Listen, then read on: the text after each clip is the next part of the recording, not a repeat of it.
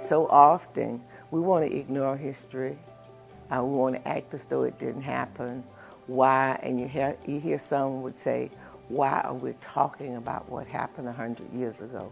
Well, what happened 100 years ago impacts us as to what happens now.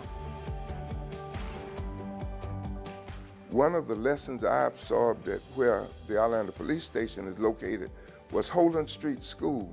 And I can remember Mrs. Brown indicating to us constantly that we had to be prepared to compete in a white man's world, and that was the vision that was inculcated in us as African American students. So we had no formal course in Black history, but that was a part of the lessons that I learned on a daily basis. I'm a student of history, and Black history is involved in all that history. And because I'm not from here, I pay attention very closely so I can learn more about it and see the culture, see where it's navigated from, and see how we can push it up. If you don't participate in building, you can't appreciate the building after it's completed. And that's what we had. We had a lot of people who didn't participate in the civil rights. You had a lot of people, I heard Reverend Sharpton say something that was so very, very apropos, I thought. He was saying that he was on a panel with a young man, and he was talking about civil rights.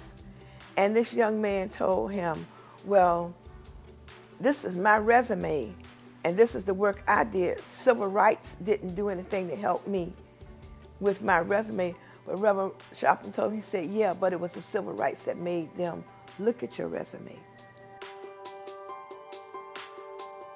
Voting civic responsibility was not the highest encouragement in our community. So when Pappy Kennedy came along, Pappy had a heart and mind, all of us. It was the equivalent of what it means now to have Mayor Deming. When Pappy ran, we were just so excited to have a Black man running for city council, and we were as proud of him as we were, I would say, Congresswoman Deming or Mayor Deming or so many of the others that were elected. You have people steadily raising the bar of excellence, and it motivates you.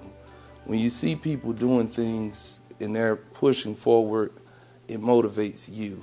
And I think oftentimes people look at it as competing, but you shouldn't be competing. You should be elevating. Everybody trying to elevate, because we're all in it. Somebody's working over here with the Urban League. Somebody's working with the Chamber of Commerce.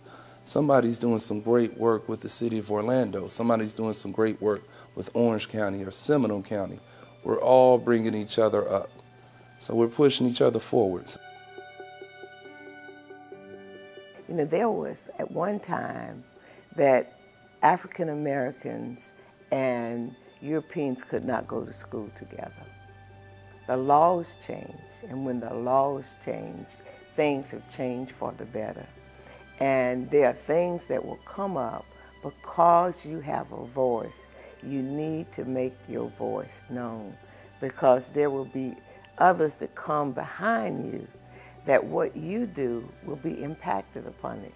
And I think when we educate people as to the importance of voting and how it has impacted us in our lives, they will understand how precious that vote is and how they want to be a part of the process.